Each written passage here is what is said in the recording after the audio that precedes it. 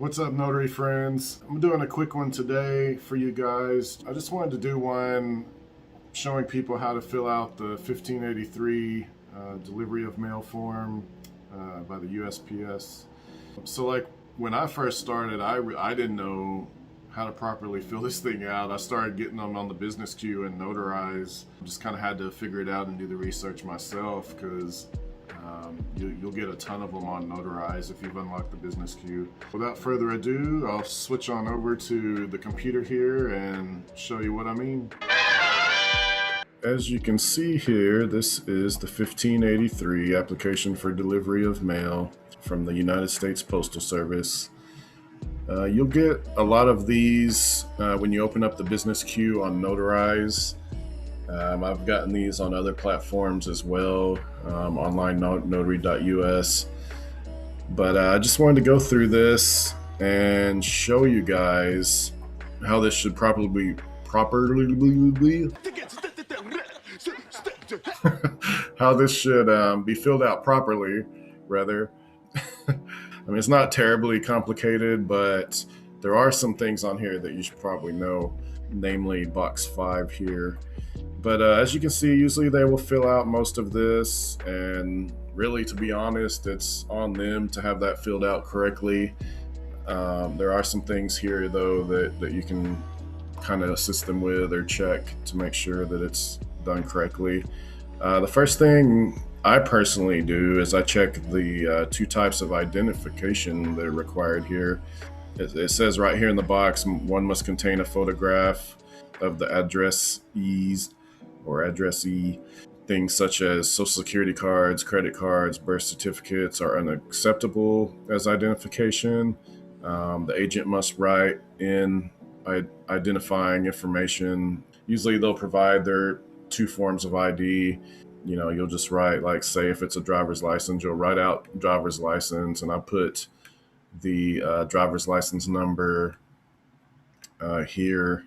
Sometimes I even put the expiration date. I don't know if that's really necessary, but and then whatever their secondary form of ID. The secondary form of ID, it's a little bit more relaxed. It doesn't have to contain a photograph. I mean, it could be like, I've seen people use electricity bills and all kind of stuff for the second form of ID, as long as it has their name and address, I believe, on there. And then if it's something like that, I just try to put whatever identifying number is on the document, you know, like an account number or something like that, you know, type it in here. And this is box 8. I don't know if you guys can see my mouse very well, but yeah, so I'm talking about box 8A and 8B. The big one here, I think, is box 5. This authorization is extended to include restricted delivery mail for the undersigns. Basically, box 5 gives the USPS the authorization to receive restricted mail on their behalf and deliver it the same as other types of mail. So if they choose no, or if they leave it blank, they will have to pick up their restricted mail from the post office. So if they want their restricted mail to be delivered to them, they need to put yes in box 5. So, and then everything else is pretty much done by them. That's on them if they, you know, make a mistake or, you know, whatever, don't fill out something correctly. You know, you'll have them sign in box 16, and then box 15 is where your signature goes. And now some of these will come with an acknowledgement page. There will be this second Privacy Act statement page. Some have them, some don't. Some have acknowledgements and some don't.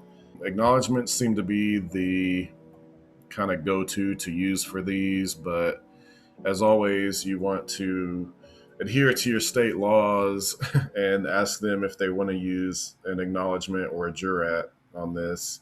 You know, you'll have to attach a loose leaf here, you know, a separate page, and fill that out. And that's pretty much how you fill out the 1583s. So that's how it's done. Not much more to it than that. If I missed something, drop a comment in the video. Be sure to like and subscribe and all that good stuff. Also, I figured I'd bring up again, you know, I was just recently on Griff the Notary's channel. We did a pretty long video on remote online notaries and me going into Notarize and stuff like that. So if you haven't seen that, be sure and check it out because there's some good information in there. So that's all I got for you guys today. I got more videos coming soon. See you next time on Rob Huff Notary.